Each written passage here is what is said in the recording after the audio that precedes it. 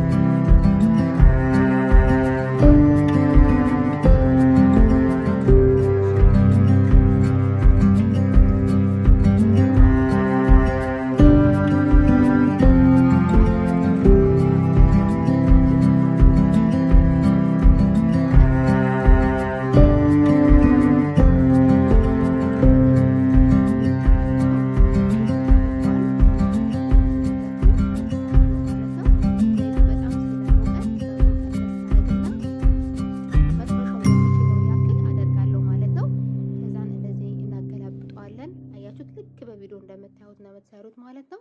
ከዛ ሺራ ያዘጋጀሁት አለ። መጀመሪያ በማጥለያ ላይ ያደረኩትኝ ዘይቱ እንዲንጠፋጠፍ፣ ከዛ ወደ ሺራ አረኩት። ከሺራው ላይ አወጣና በሳህን በማቅረቢያ ሳህን አረጋለሁ ማለት ነው።